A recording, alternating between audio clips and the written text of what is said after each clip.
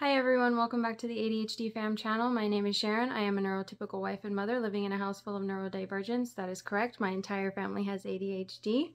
Today we are going to be discussing a question that I've been getting in the comments quite often.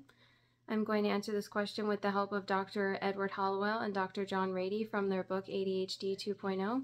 Before I answer that question, I'm going to go over 3 other questions that they have already written, which will eventually answer the big question.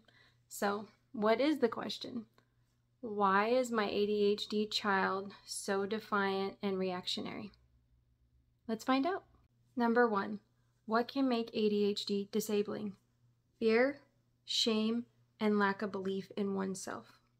Acceptance of ADHD is a big part of getting rid of that fear, shame, and lack of belief in oneself. Ignorance is not bliss.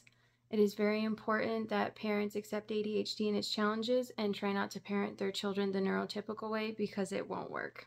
Number 2, how can I get my ADHD child to listen? That's an important one.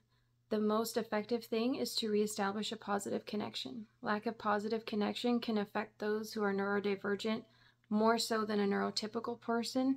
It's very important that you have a healthy communication, physical boundary, and expectations of your children so they feel more comfortable around you to allow that positive connection.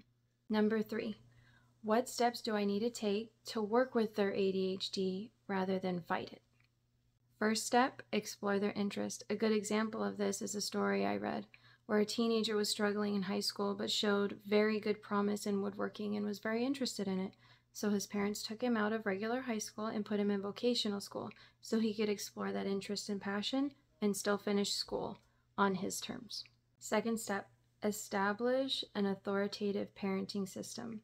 It's important to use this one because it encourages growth and instills discipline. It also gives them feelings of adequacy and doesn't bring them down or make them feel like they're failing you all the time. Third step, establish a consistent routine. This ensures everyone's doing their part, they know what they're supposed to do every day, every week, or throughout the year, and also holds you accountable too. So, why is my child so defiant and reactionary? I'm going to sum up this question using my note cards because I cannot remember anything today. There's a lack of acceptance of ADHD. You're taking their behavior personally and you're not meeting their needs. And it can be unintentional through not educating yourself. If you educate yourself, you will know exactly what they need. Also, listen more, talk less. I know that seems counterintuitive for parents because we like to lecture and talk too much, as I am right now. But if you listen more to your children, they'll be more open to you and more open to explaining how they feel and why. Lack of positive connection. Reestablish trust and open communication. Remove reactionary parenting and corporal punishment. Quit overreacting. Like I said, take that personal attack out of it because it's not personal, and remove corporal punishment. Hitting, smacking,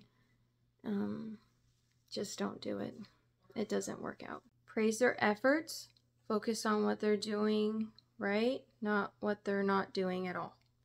So focus on the good, not the bad, and reinforce the good, and kind of let the bad go to the back burner for a little while. Reestablish positive physical connection. A lot of parents think that their teens don't want to hug them. They do. Everyone needs 8 hugs a day to survive, or so I've read somewhere. Hug your kids, kiss them on the cheek, take their face, look at them, tell them how much you love them. If they don't want the physical connection, which can happen due to overstimulation, that's fine. But take a break and give them a hug. It makes a big difference. Last but not least, lack of consistency. Establish that authoritative parenting system and be consistent in it. Be consistent in your behavior. No nagging, no yelling, no hitting, and no pointing out everything they're doing wrong. That really reinforces that negativity, which makes them feel like a failure. And when they get to that point, they really think to themselves, why bother? They'll just stay there. It's important that you reinforce the good behaviors to have them shine. Remember, good things take time. Regressions will happen. It's completely normal. You're doing great. Please leave a comment below if you found this helpful and what you found most helpful. And we look forward to seeing you in the next one. Have a great day.